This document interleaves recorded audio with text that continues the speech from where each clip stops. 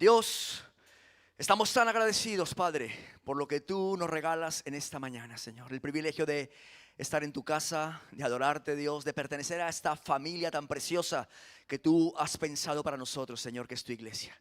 Gracias, gracias, Señor. Y también queremos pedirte a partir de este momento, Señor, que tú hables a nuestros corazones.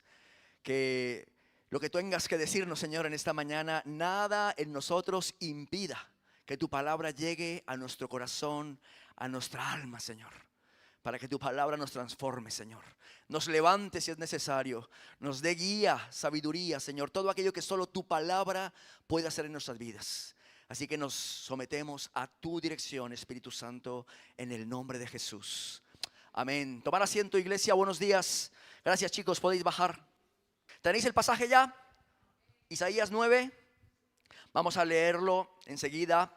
Y como sabéis, estamos ya, hoy es el último domingo de noviembre, ya entramos en el mes de diciembre. ¿Y qué celebramos habitualmente en diciembre? Las Navidades, ¿verdad? Las Navidades. Ya habéis visto qué bonito está el templo. Habéis visto qué decoración más guapa. Gracias a los hermanos y hermanas que han estado colaborando, trabajando para que esto esté así, preparado para que celebremos juntos las Navidades. Y como sabéis, nuestra sociedad cada vez más secularizada intenta sacar de la escena navideña a Jesús, ¿verdad? Cada vez se escucha más felices fiestas, ¿verdad? Y la gente que sigue diciendo feliz Navidad, lo que desconoce es que cuando dice feliz Navidad está diciendo feliz natividad, feliz nacimiento.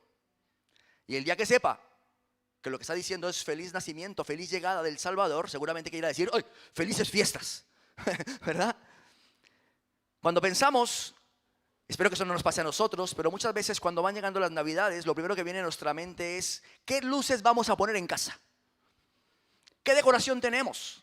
¿Con quién vamos a pasar las Navidades? ¿Hay que comprar regalos, sí o no? ¿O esperamos para Reyes? Que nos sale muy caro, regalo en Navidad y regalo en Reyes también, ¿verdad? Y empezamos a pensar un montón de cosas que tienen que ver con la cena, con quién vamos a celebrar. Y corremos el riesgo de olvidar el verdadero sentido de la Navidad, que es recordar el nacimiento de Jesús. Un evento que cambió la historia del mundo. En las Escrituras encontramos, en la Biblia encontramos un montón de eventos históricos, pero ninguno es tan importante como el nacimiento de Jesús. En Jesús se cumplen dos realidades: el hecho de que Dios se hizo hombre y la llegada del Salvador prometido. Jesús es la revelación del Dios eterno que decidió venir a caminar entre nosotros. Por eso he decidido titular este pasaje hoy Jesús, Jesús. Espero que cuando compartamos este mensaje, de alguna manera tu mente, tu corazón salga de este lugar más reconducido hacia el verdadero sentido y propósito de la Navidad. No te digo que no pienses en la mejor cena posible, no, evidentemente. No te digo que busques la mejor compañía posible para disfrutar estas fechas, que busques la mejor forma de celebrarlo. Sí, tenemos que hacerlo, pero que esos tipos de elementos no ocupen el verdadero sentido y propósito, que es recordar el nacimiento de aquel que hizo posible lo que era imposible para nosotros: reconciliarnos con Dios. Ese es el verdadero propósito de la Navidad. Y por eso, aunque es último domingo de noviembre, ya mañana empezamos diciembre, he pensado, vamos a hablar de Jesús. Vamos a enfocarnos como congregación, como pueblo suyo, hacia el verdadero sentido y propósito de estas festividades.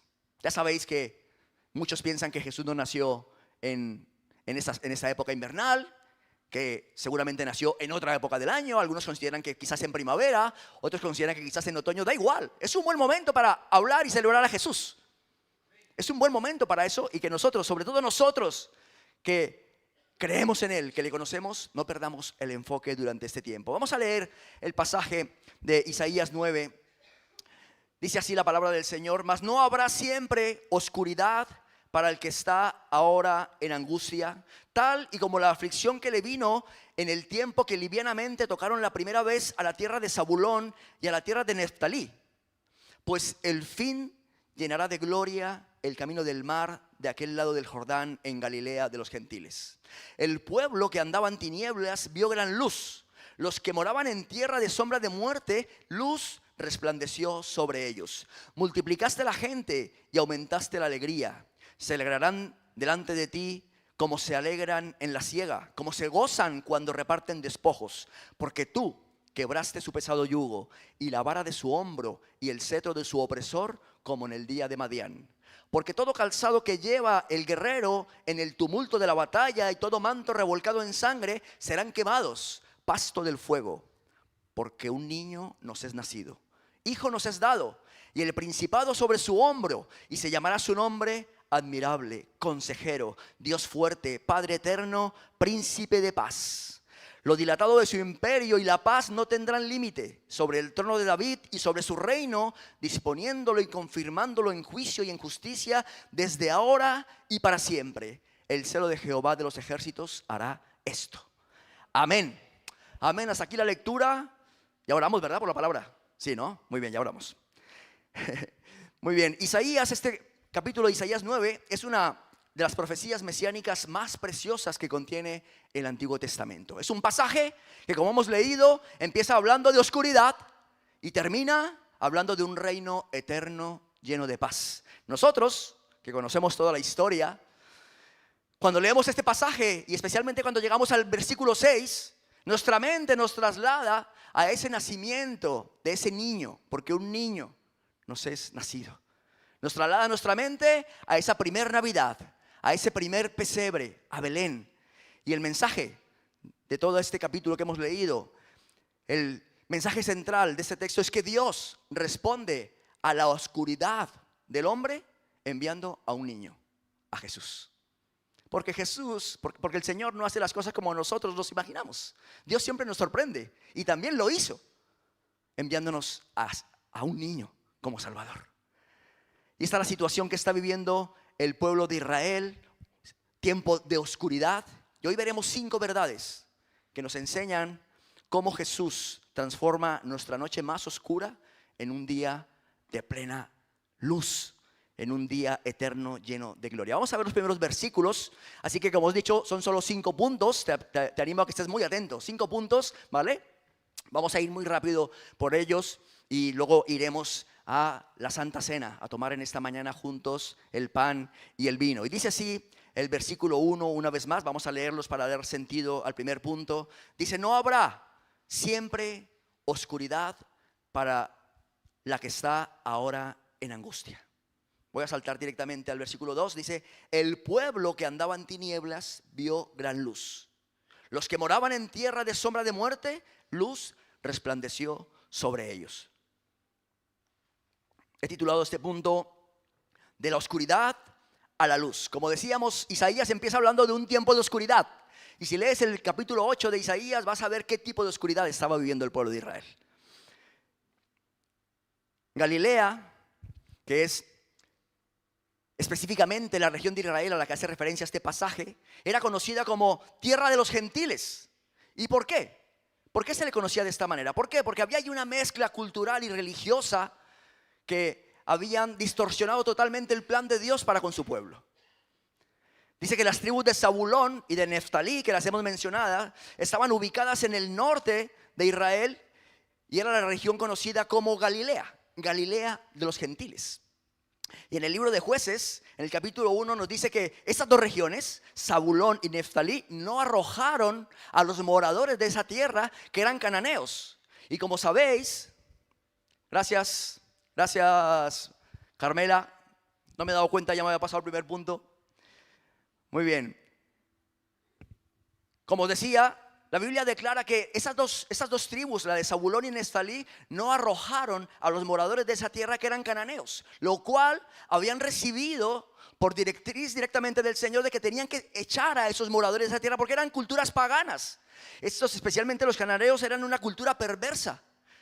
Una de las prácticas más habituales que ellos tenían era quemar a los niños vivos como sacrificio al dios Moloch. O sea, tú imagínate, tú llevar a tu hijo vivo y tirarlo al fuego como un acto de sacrificio a su Dios. Los cananeos servían a un montón de dioses, entre ellos a Baal. Y aquí, por ejemplo, los jóvenes y el grupo prejuvenil que está entre nosotros hoy, ¿no? Me gustaría hacer esa reflexión porque muchas veces cuando están en la etapa de colegio quieren ir al carnaval, ¿vale? Y nosotros los padres estamos insistiendo en que no vayas a ese tipo de festividad. ¿Por qué? Porque esa festividad lo que recuerda tiene que ver precisamente es con esas fiestas paganas en donde se adoraba al dios Baal y se le daba gusto a la carne Baal, ¿vale? Y era una práctica habitual de estos cananeos, adoraban a otros dioses como Moloch, Dagón, Astoret, Asera y otros muchos. Practicaban la astrología, invocaban muertos, practicaban la hechicería. Y en medio de esta cultura, pues habían dos tribus de Israel. ¿Qué consecuencias trajo esto? Pues que evidentemente el pueblo de Israel cayó en la idolatría, dejaron a su Dios, se inclinaron ante falsos dioses, adoraron a otros. Y por supuesto, esto les llevó, como dice la Biblia, a un tiempo de oscuridad espiritual. A eso se refiere Isaías cuando escribe esto. Y todos nosotros, hermanos, en algún momento de nuestra vida hemos pasado por tiempos de oscuridad, de incertidumbre, de miedo, de pecado en nuestras vidas, de dolor, de confusión. Es la situación que estaba viviendo Israel. Una situación de completa oscuridad, de incertidumbre ante el futuro. ¿Y sabéis qué pasa? Que Dios les da una promesa en este pasaje. Les dice que una luz vendría a sus tierras, una luz vendría a su situación. Y esa luz sería una persona, Jesús. Isaías anuncia que dos regiones despreciadas, como Zabulón y Neftalí, Galilea de los gentiles, serían llenas de gloria. ¿Y de qué manera se cumple esta promesa que Dios le hace a estas dos tribus que están en completa oscuridad? Se cumplen en Jesús. Y lo vamos a ver en este texto de Mateo que dice así: cuando Jesús oyó que Juan estaba preso, volvió ¿a dónde? A Galilea de los gentiles. Y dejando Nazaret, vino y habitó en Capernaum, ciudad marítima en la región de Zabulón y de Neftalí. Las acabamos de mencionar, ¿verdad? Estamos viendo el cumplimiento de la promesa que Isaías le dio a esas dos tribus de Israel que estaban en completa oscuridad. ¿Qué sucede? Jesús va a ese lugar para que se cumpliese lo dicho por el profeta Isaías, cuando dijo: tierra de Zabulón, tierra de Neftalí, camino del mar, al otro lado del Jordán, Galilea de los gentiles, el pueblo asentado en tinieblas vio gran luz, y los asentados en región de sombra de muerte, luz les resplandeció. Así que vemos cómo Dios interviene en medio de la peor oscuridad espiritual. ¿Y qué hace? Trae luz. Luz en medio de las tinieblas. De las tinieblas a la luz. Es lo que le sucedió a esta región que era despreciada por ser una tierra pagana. Galilea de los gentiles. Allí va Jesús. Y entonces se da cumplimiento a esta profecía. La venida de Jesús trajo a nuestras vidas, espero que esté de acuerdo conmigo en esto, trajo a nuestras vidas la luz que tanto necesitábamos. Hay tres que tienen luz en su corazón.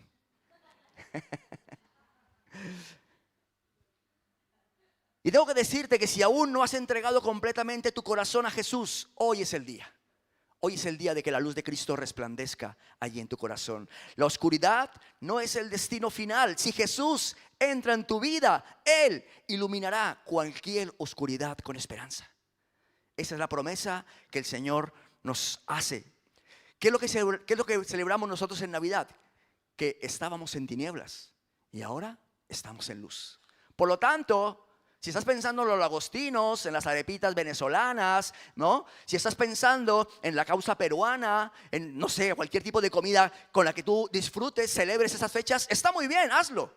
Pero recuerda, esa noche, lo más importante que traemos a la memoria en ese momento es que estábamos en tinieblas, pero un niño nos fue enviado para traer luz a nuestras vidas. Eso es lo verdaderamente importante. Y puede que al celebrar esta Navidad sepas que a tu lado, personas con las que compartas, están en tinieblas.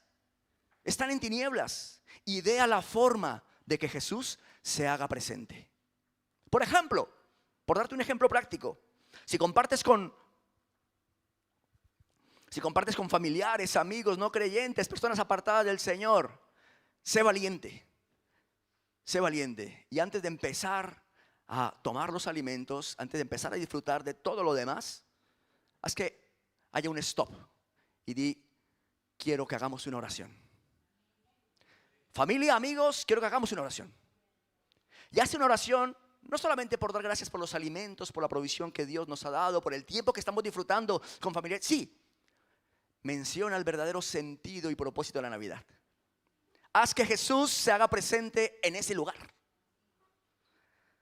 No te importe si otros se sienten incómodos. Nuestra responsabilidad, queridos hermanos, es no dejar que la sociedad siga implementando para este tiempo las felices fiestas. Es feliz nacimiento. Quiero recordaros, amigos, hermanos, que compartís conmigo esta cena, que el verdadero sentido y propósito de esta Navidad es que yo estaba en tinieblas y ahora estoy en luz. Jesús es la luz que alumbró mi vida. Quiero aconsejarte quizás que una buena forma de que Jesús brille durante esa celebración es que esa persona con la que llevas todo el tiempo, todo el año disgustado, esa persona con la que has tenido tantos conflictos y te está costando entrar en una buena relación con ella, te acerques y le des un abrazo.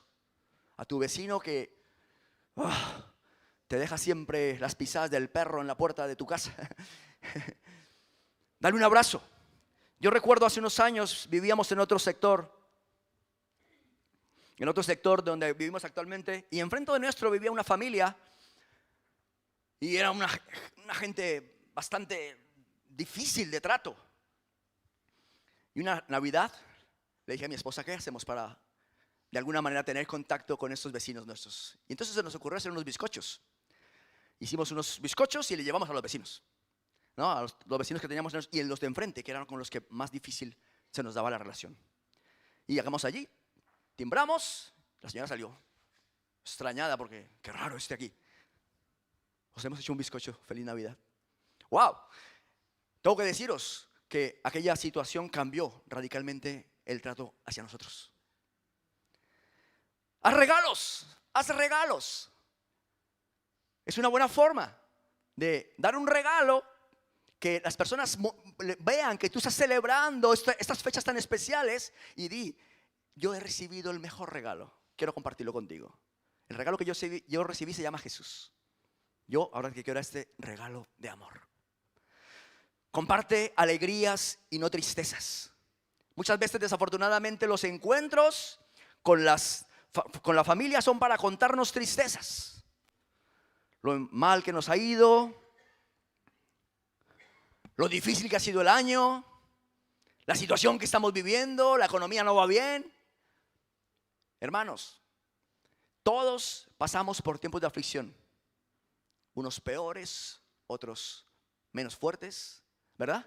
Pero es un tiempo para compartir alegrías, para hablar fe y no incertidumbre, desconfianza, dolor. Hablemos en fe. Joven, invita a tus padres a desayunar. Prepárales el desayuno. Papá, mamá, no te preocupes, hoy preparo yo el desayuno. Feliz Navidad. Feliz Navidad.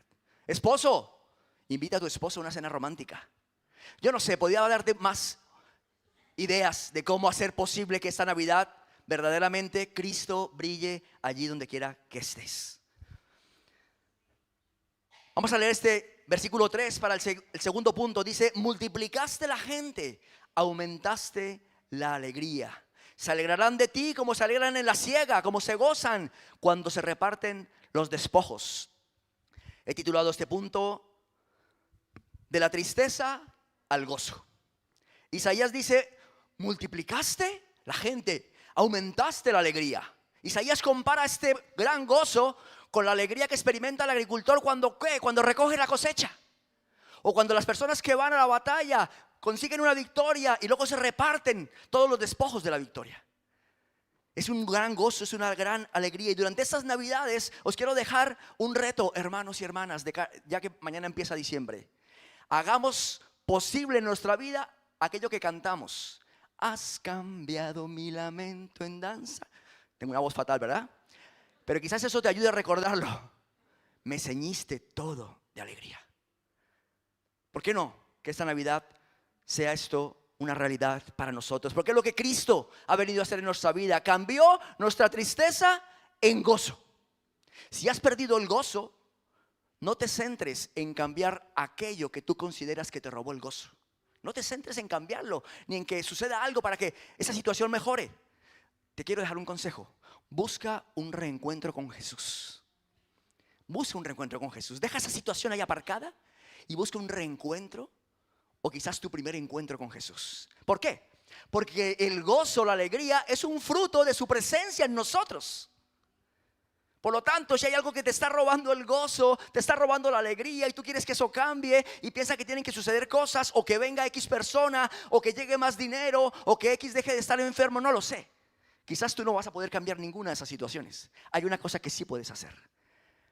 Busca un reencuentro con el Maestro, para que sea su presencia la que haga posible ese fruto. ¿Por qué? Porque donde Cristo reina, hermanos, hay abundante gozo. Ese es el regalo que el Señor nos hizo hace 2000 años con Cristo. Con esa natividad, con ese nacimiento. Pasarnos de una situación de tristeza a una situación de gozo. El verdadero gozo, la verdadera alegría en nuestra vida nace cuando Cristo gobierna nuestros corazones. Vamos al siguiente punto, versículos 4 y 5. Dice así: porque tú quebraste su pesado yugo y la vara de su hombro y el cetro de su opresor, como en el día de Madián. Hasta aquí. He titulado este punto: de la opresión a la libertad.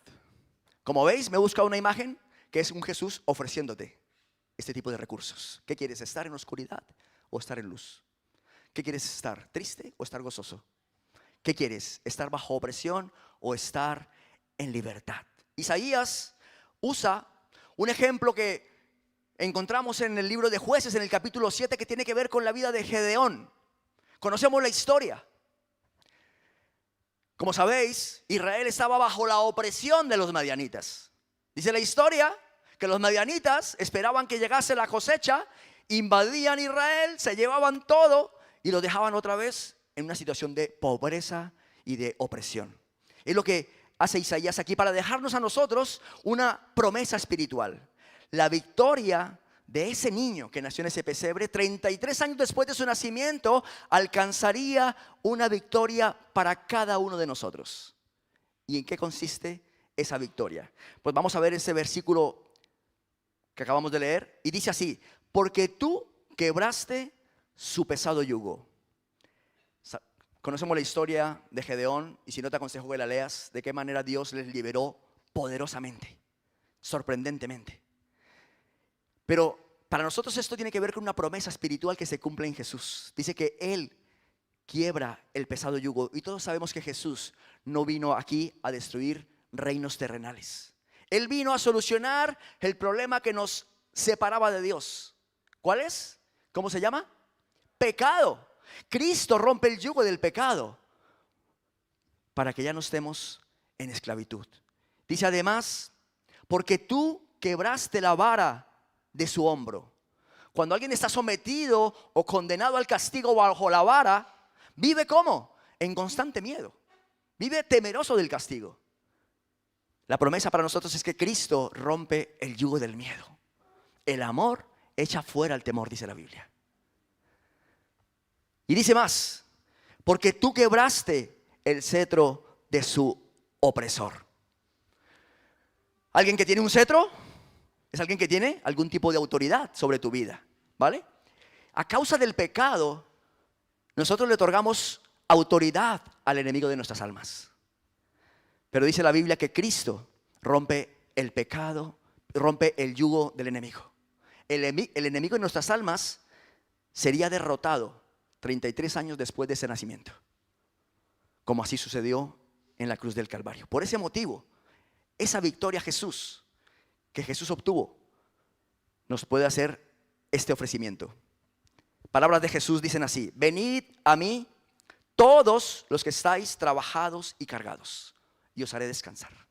Llevad mi yugo sobre vosotros y aprended de mí, que soy manso y humilde de corazón. Hallaréis descanso para vuestras almas, porque mi yugo es fácil y ligera mi carga.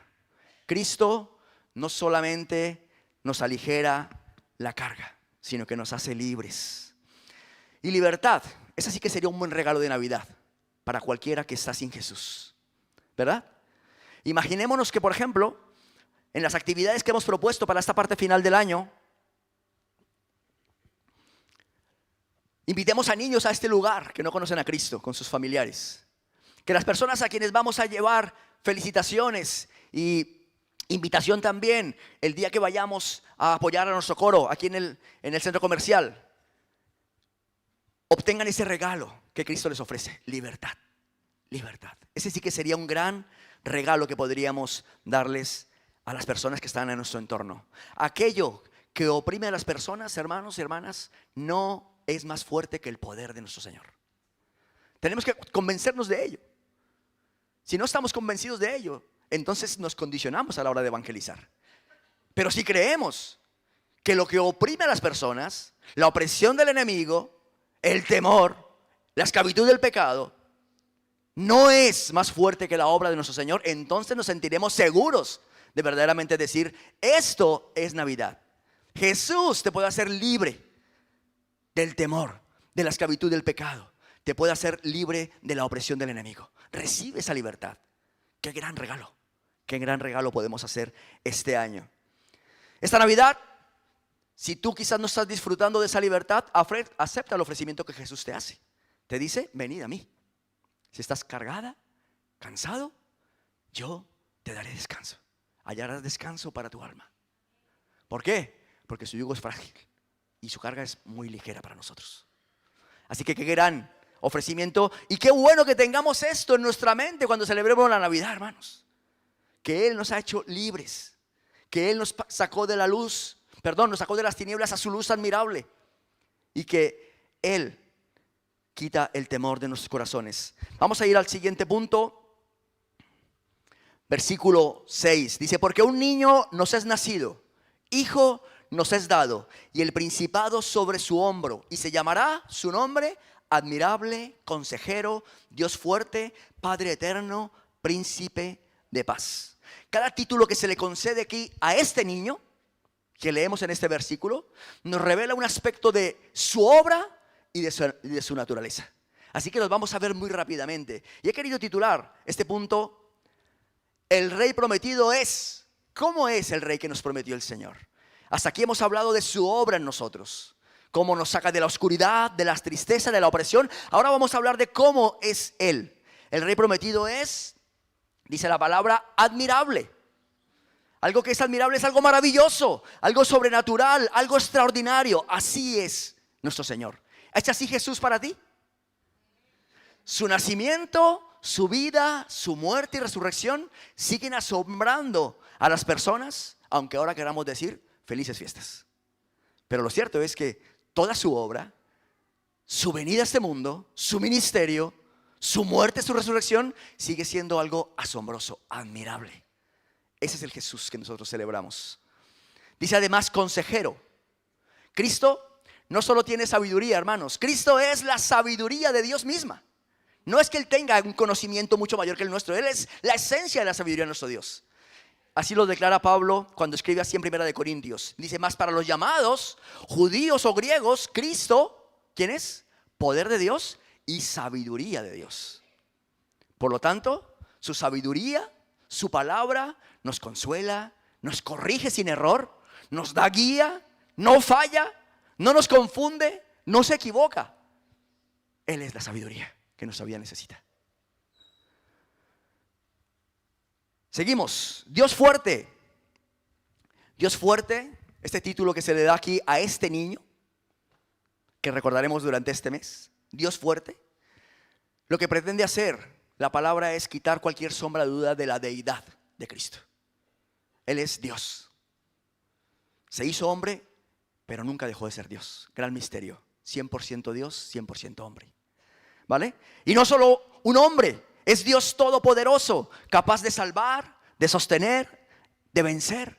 Ese es el Jesús a quien nosotros adoramos. Dice además, Padre eterno. No significa que Jesús sea el Padre en la Trinidad.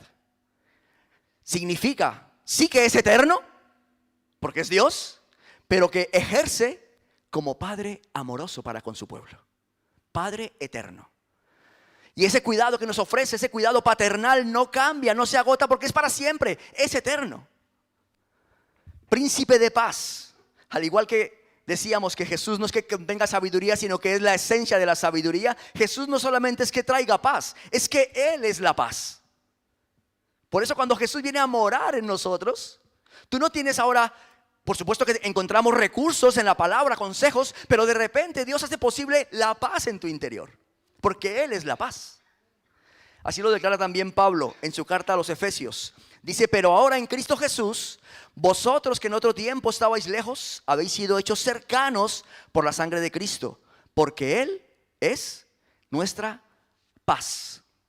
Su reinado, hermanos, no se caracteriza por guerras y conquistas, por apropiarse de los territorios de otros. Lo seguimos viendo en nuestro tiempo, ¿verdad? Su reinado se caracteriza ¿por qué? Por la paz, la reconciliación, la justicia, la armonía. Allí donde Cristo reina, hay paz con Dios, hay paz interior, hay paz con los demás, hay paz eterna. Invita a Jesús a reinar allí donde tú necesitas que haya paz. ¿Cómo lo haces? Ora por esa área de tu vida donde no hay paz. Ya sea trabajo, ya sea familia, introduce a Jesús. Y dile, Señor, ante todo lo que anhelo es que tu paz, tú que eres paz, reines en mi corazón. Para que yo pueda ser esa fuente de paz allí donde quiera que voy.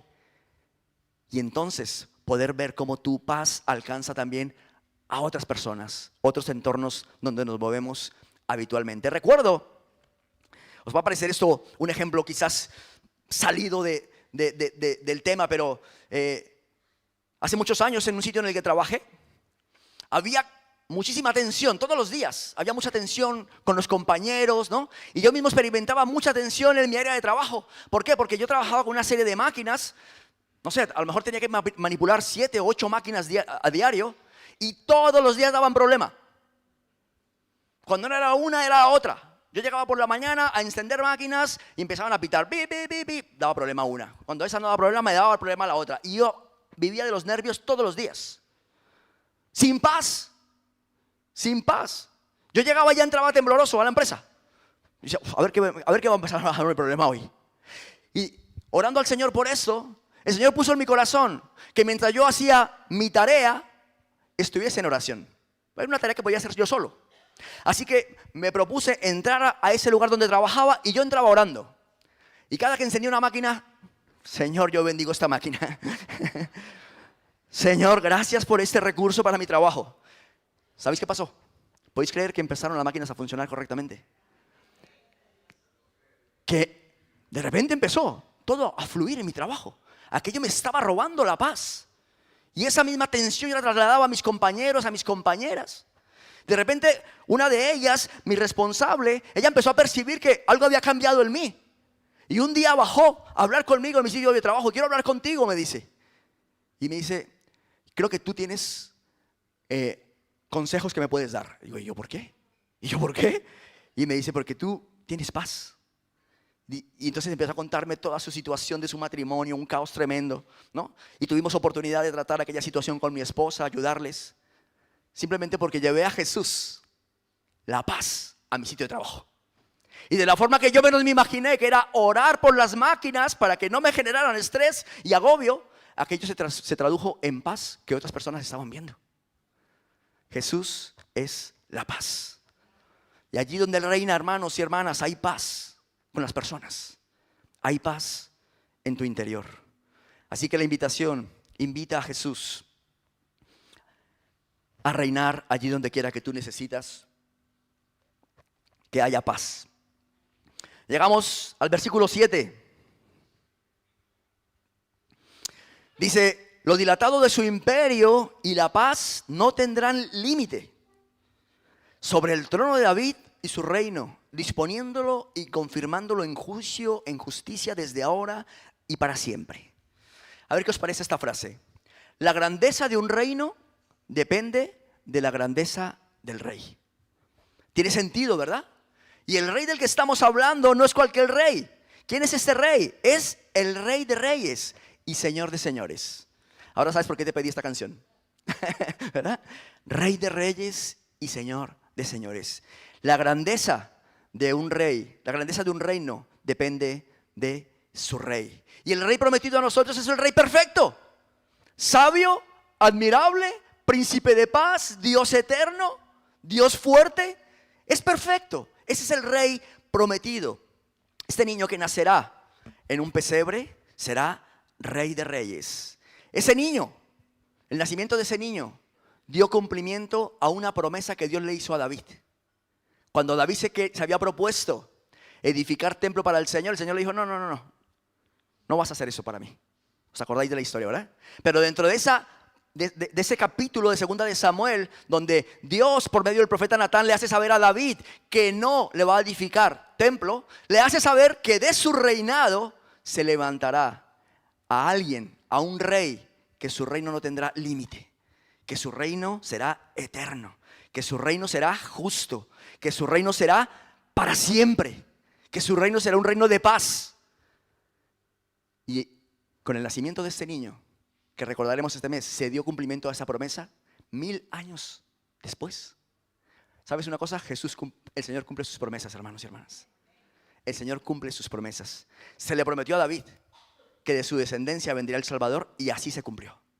Y así se cumplió. Así que tenemos a nuestro niño, a nuestro Jesús, que como vemos aquí, puede sacarnos de la oscuridad más tenebrosa a la luz, puede cambiar nuestra tristeza en gozo, liberarnos de la opresión y llevarnos a la libertad. Es el Rey prometido, Rey de reyes, Señor de señores. Hermanos, los reinos humanos cambian, caen, prometen y no cumplen, ¿verdad? Son injustos, pero Cristo es el Rey, ostenta el reino que jamás se derrumba. La justicia será la base de su gobierno.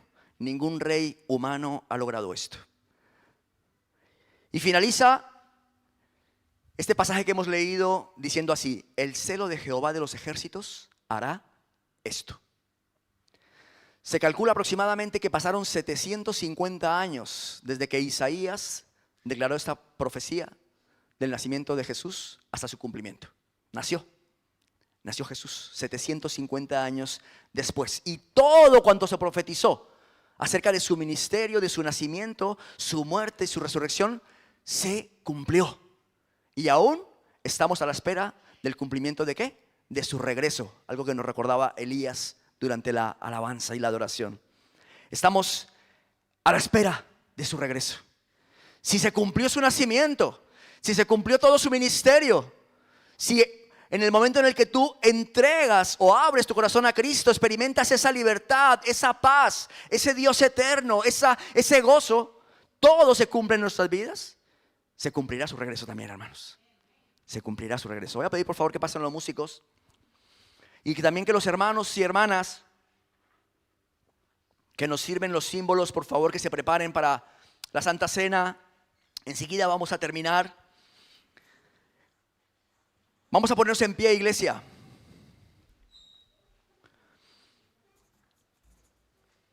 Así que ¿tienes motivos suficientes para celebrar la Navidad este año? Yo espero que sí. Yo espero que con lo que hemos compartido, con lo que hemos escuchado al leer su palabra, tengas motivos más que suficientes para celebrar la Navidad.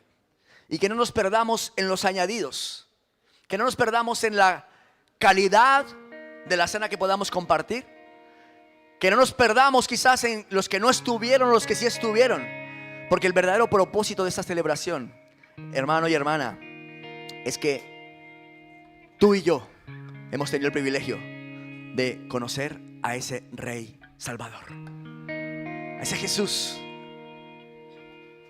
prometido, ese niño prometido que venía a darnos salvación, libertad. Isaías nos muestra cómo Dios responde a la oscuridad con un niño. Isaías nos muestra cómo ese niño es Dios poderoso, sabio, consejero, protector, dador de paz. Eso es Jesús, hermanos, para nosotros. Así que tenemos suficientes motivos para celebrar esta parte final del año. Espero que compartas conmigo este mismo deseo de enfrentar estas Navidades con esto en mi corazón. Solo Él merece la gloria. Solo Él merece nuestra adoración. Solo Él merece la gratitud de nuestro corazón. Y no pierdas oportunidad esta parte final del año. Haz presente allí donde quiera que estés a Jesús. Felices fiestas. Feliz Navidad. Que disfrutes de estas fiestas. Feliz Navidad. Muy bien, vamos a prepararnos para tomar el pan y el vino. Y mientras los hermanos nos acercan el pan y el vino, yo te aconsejo que hagas lo que nos propone la palabra del Señor. Voy a leer este pasaje. Te pido que estés muy atento, muy atenta, porque dice así la palabra del Señor: así pues, todas las veces que comiereis este pan y bebiereis esta copa, la muerte del Señor anunciáis hasta que Él venga. De manera que cualquiera que comiere este pan o bebiere esta copa del Señor indignamente será culpado del cuerpo y de la sangre del Señor. Por tanto, pruébese cada uno a sí mismo y coma así del pan y beba de la copa. Porque el que come y bebe indignamente sin discernir el cuerpo del Señor, juicio come y bebe para sí. Hemos hablado esos últimos 40 minutos de Jesús.